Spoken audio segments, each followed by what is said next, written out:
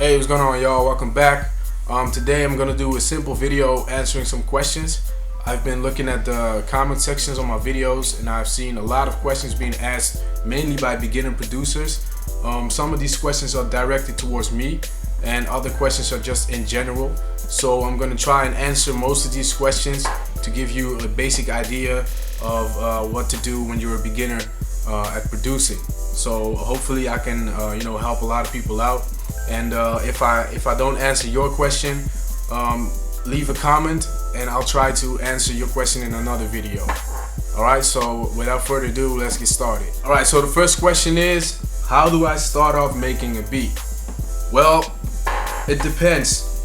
Most of the time I'll start out making a drum loop first. Make sure it sounds good, make sure it sounds full, so whatever I do with it will sound good. But not always. Sometimes I'll try to find a sample first and chop it up, and then try to find a drum pattern that fits the sample.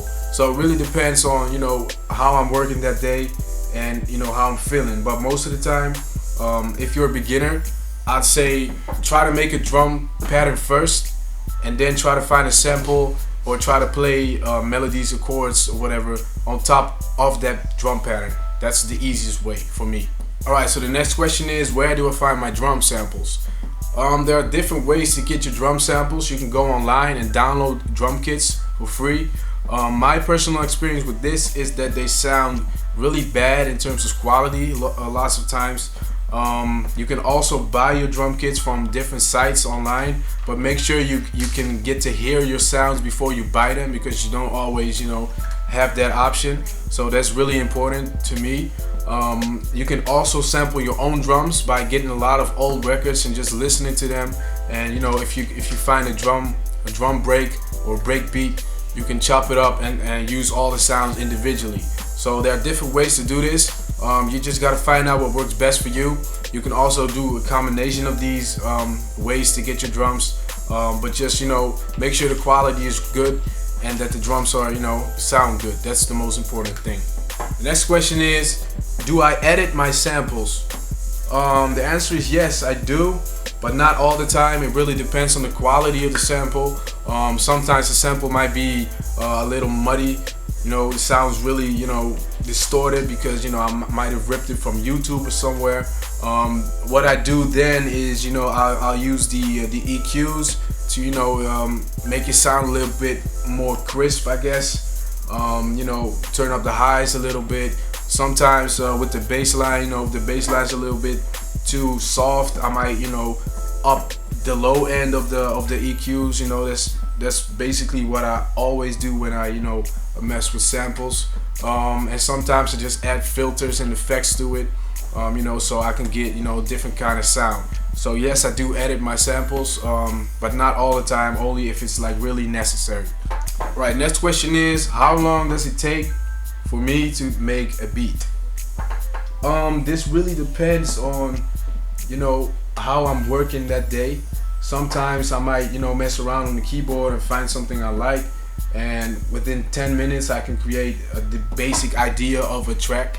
But sometimes I'll be working on tracks for weeks and weeks and weeks, and it can take it can take months to finish a track if I'm not satisfied with it. So it really depends. It could go really fast, or it could take like weeks or months. It just depends on how I'm feeling and how the whole process is going. Alright, next question is, what type of tools do I need to start making beats? Well, you're gonna need a computer or a laptop to run the software that you're gonna create beats with. So you definitely need to get either a laptop or a computer to get started. Then you need the software, of course. You can buy this online or you can download it, but I'll recommend you to buy your software because downloading is getting harder these days, and you don't want to get in trouble by having software that you downloaded illegally off the internet. So I recommend you to buy your software. You might need a controller, MIDI controller or MIDI keyboard, so you can play chords and chord progressions and stuff. And you also need speakers, of course. good monitor speakers so you can hear, you know, everything that you're gonna create. You could also use headphones, but I recommend you to get some good speakers because you need to hear everything, you know, in a neutral way. So you should definitely get some good speakers too. Alright, next question is, how do I get better at making beats? I think you need to practice a lot. You know, if you're using, you know, FL Studio for a long time and you're not getting better, maybe try to you know, get some new software and try some new stuff. You know, challenge yourself. If you always make beats using samples, try to make a beat using you know, Rhodes or piano or synths or anything, you know, that's different. You should always try to evolve and, you know, broaden your skill set, in my opinion. So it takes time.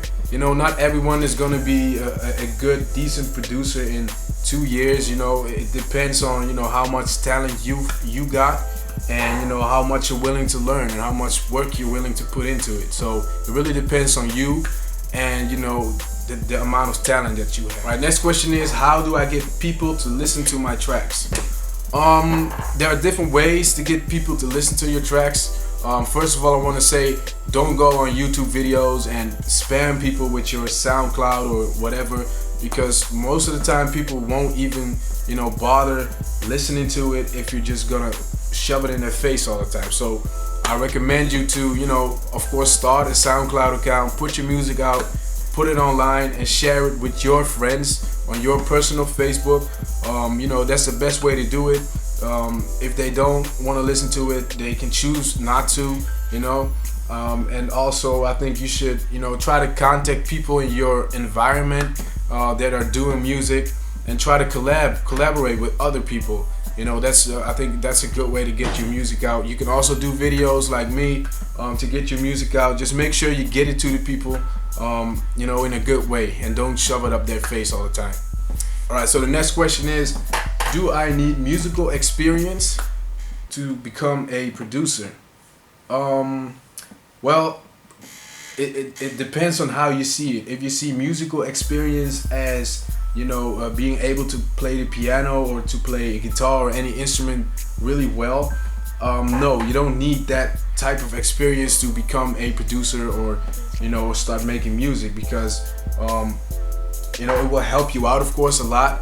But when you're producing, most of the time you're not really playing. You just, you know, you're laying down things and recording them. So you'll need to be able to play a basic chord progression or a melody, but you don't need all this experience to be able to do that. So of course it will help you out in a major way if you're able to play the keyboard really well. Maybe if you're playing the keyboard for like 10 years already, you know, it will help you out, of course, majorly, but it's not necessary to, you know, to start making beats. Alright, next question is, do I need a MPC machine or any drum machine to make better beats?